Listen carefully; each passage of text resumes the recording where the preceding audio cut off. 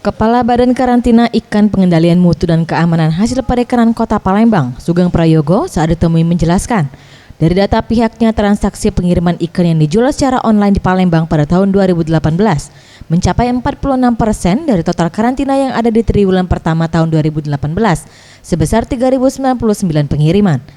Mayoritas ikan yang dikarantina dan akan dikirim adalah jenis ikan hias seperti lohan sebanyak 986 kali pengiriman, cupang 428 kali pengiriman, dan ikan gupi 35 kali pengiriman. Dengan negara tujuan Perancis, Singapura, Malaysia, Jepang, Amerika, Belgia, dan Vietnam.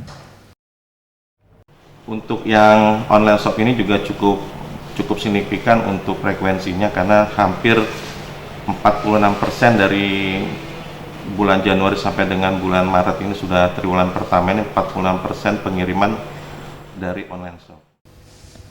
Untuk prosedur dalam pengiriman ikan melalui BKIP-MKH, pemohon harus mengirimkan surat pengajuan karantina kepada BKIP-MKHP 1 hari sebelum karantina. Kemudian BKIP-MKHP akan melakukan pengembalian sampel untuk diuji lab. Jika lulus akan diterbitkan sertifikat kesehatan ikan dan terakhir ikan akan dicek kembali satu persatu di tempat pemeriksaan fisik sebelum pengiriman. Tim Liputan Sriwijaya TV.